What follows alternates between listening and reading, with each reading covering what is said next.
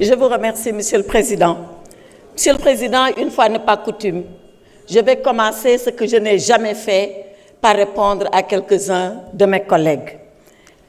Je le dis parce que dans cet hémicycle, nous avons toujours eu des débats civilisés, des débats de très haute facture. Mais à ceux-là qui ont pensé qu'en s'attaquant à des collègues députés comme eux, ils ont fait œuvre utile, ils se trompent. Surtout que, quand on est chrétienne, qu'on est en carême, qu'on a décidé de citer la Bible, qu'on la cite correctement. La Bible dit, et exactement elle dit, que ce sont les derniers qui seront les premiers, et pas que les premiers seront les derniers.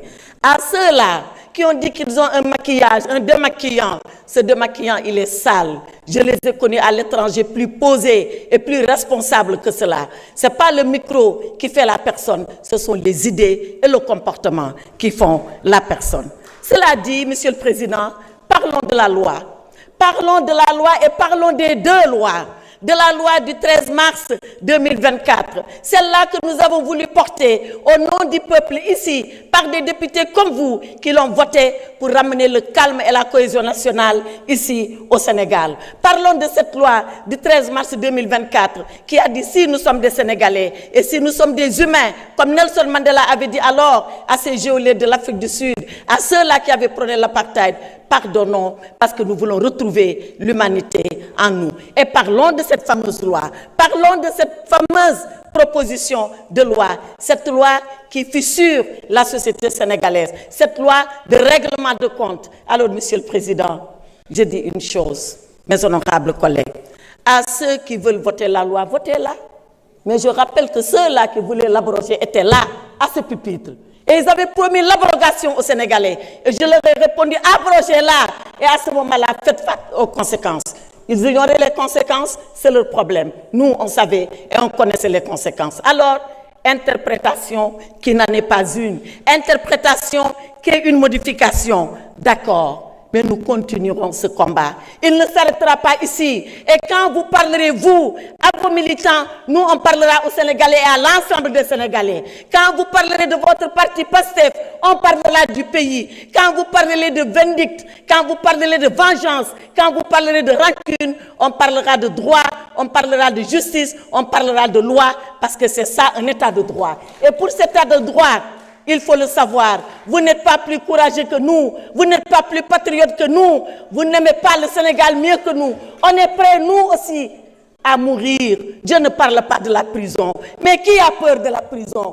La prison, il y a 3 personnes qui n'iront jamais en prison. C'est le chien, excusez-moi du terme, à qui on préfère jeter la pierre quand il vous mord. C'est le lâche qui a fui avant la prison. Et c'est celui qui est dément et qui est inconscient.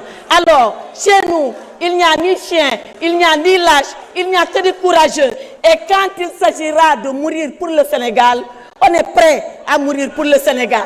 On est prêt à aller pour le Sénégal. Alors, vos leçons de courage, gardez-les pour vous. On n'en a pas besoin. Vos leçons de patriotisme, gardez-les pour vous. On n'en a pas besoin. Vos leçons que nous aimons plus le Sénégal. Babacar, s'il vous plaît. Babacar Ndiaye, vous n'avez pas droit à la parole. Arrêtez. La lâcheté, c'est quand on a le privilège de parler de quelqu'un qui n'est pas là et qu'on se met à dire des choses qu'on n'oserait pas dire devant lui. Babacar, si vous insistez, je vous évacue. Je prends le peuple sénégalais à témoin. Arrêtez. Et je dis à ce peuple vaillant, je dis à ce peuple courageux, je dis à ce peuple qui jamais n'a oublié son histoire, regardez ce qui se passe ici, à l'Assemblée nationale. Et demain, l'histoire le notera. Demain, surtout, la vérité éclatera. Faites ce que vous avez à faire. On continuera de faire, nous, ce que nous avons à faire. Combattez et on combattra pour la vérité. Et on va se retrouver. On se retrouvera et on se retrouvera dans le vrai. Seule la lutte libère, mais seule la vérité libère. Et libère plus que la lutte. Et le Saint-Coran l'a dit, et je termine par là, Monsieur le Président, alayhi sallahu bi hakmil hakimin. Dieu est le seul juge et Dieu jugera encore.